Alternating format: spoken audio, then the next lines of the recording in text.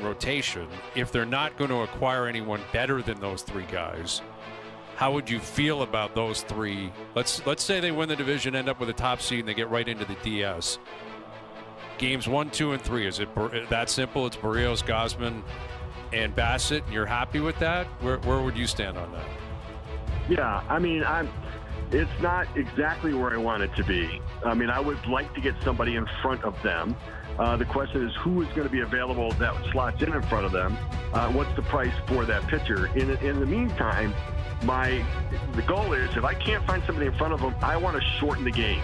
I want to be able to take the pressure off, go out there and give me 5 innings, and then give me, because in the playoffs, it's you play a day, you're off. You play another day, you're off. Then you play 2 days, or you play 2 and then you're off. You play 3, you're off.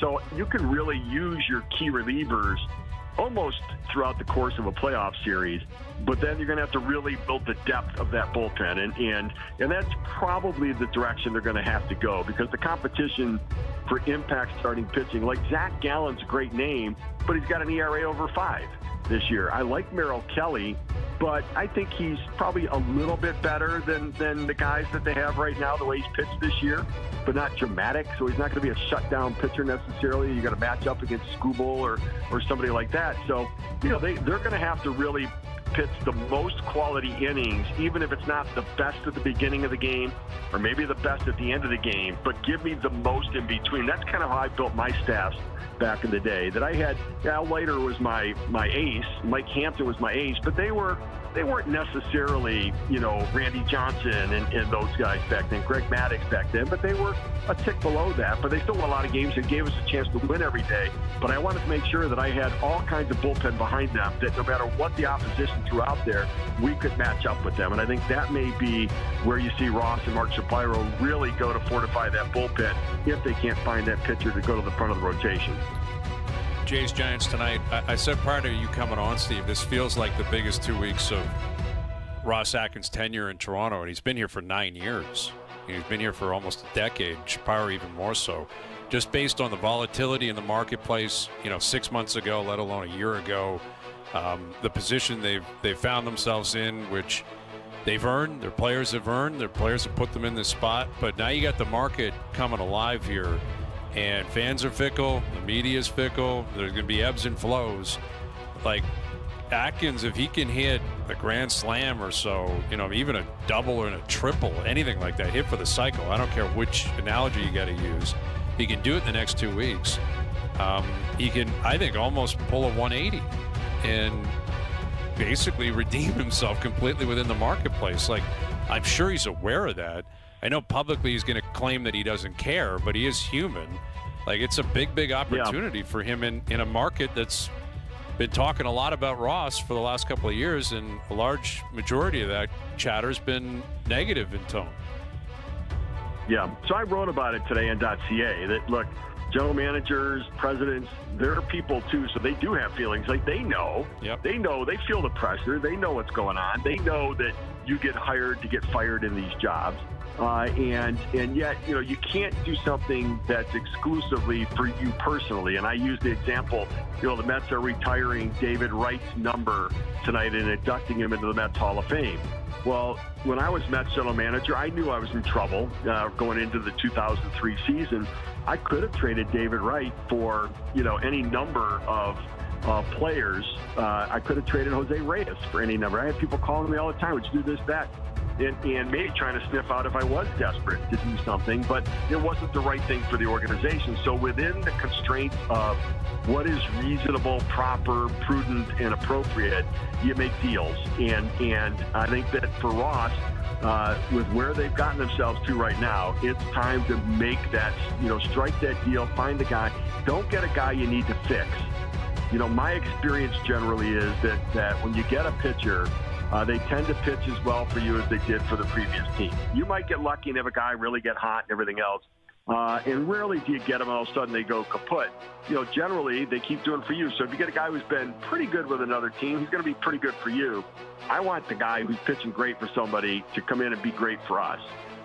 when I made deals. And so I think that's going to be something to be important.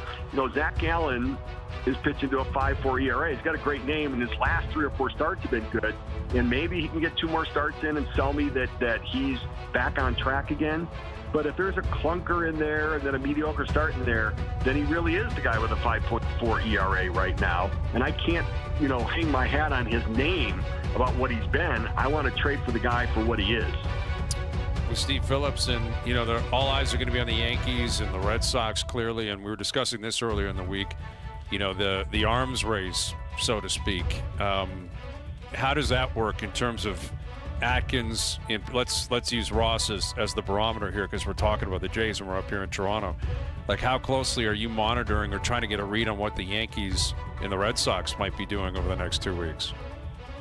Oh, yeah, I would. What I did is I read every news clipping from every baseball city, and especially the ones where I thought I might be in competition for the same players. And I think it's safe to say that the Yankees are looking for starting pitching. The Red Sox looking for starting pitching. They're both looking for bullpen help. You know what? The Yankees are looking for a third baseman. And you know what? You might be happy with Ernie Clement at third base. Maybe you think I don't have the resources. But I'll tell you right now that I would be in on the conversations on a third baseman. If the Yankees are in an Eugenio Suarez, I'm going to check in too, just to continue to run the price up, to make it like maybe I'll give you these players in my farm system. Even if I don't want to, I might pretend just to run the price up on it.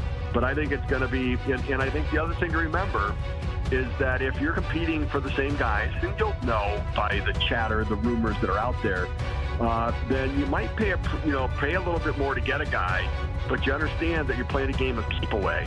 That if I get them and they don't, that's a double victory. And I think that has value, talent value in a trade that you have to consider when you're trying to figure out what the right deal is to make. Which of those teams would scare you the most, Steve? Well, I think probably the Yankees more than the Red Sox. Although I think the Rays are not out of this either. The Tampa Bay Rays, there's a real good chance that you could have 4 AL East teams in the playoffs. And then Detroit in the Central and Houston out West. I think the Mariners are going to fade. I don't believe in the Mariners. What Cal Raleigh's done is amazing, but if he hasn't done it, they certainly wouldn't be 5 games over 500. And I don't know how he can keep doing what he's doing as a catcher. So I do think that the American League East is the one that you got to focus on. And, I think that the Yankees, Red Sox, and Rays in that order are teams that I worry about. But I think all of them are worth worrying over. Those head-to-head matchups when you play those teams. So they play the Blue Jays play the Yankees, I think, coming up in a series right after the first one. I think that you've got to take care of business in those series. Head-to-head matchups are going to matter. Tiebreakers are going to matter. And so that ability to get the advantage over the other teams is going to be critical for the Blue Jays.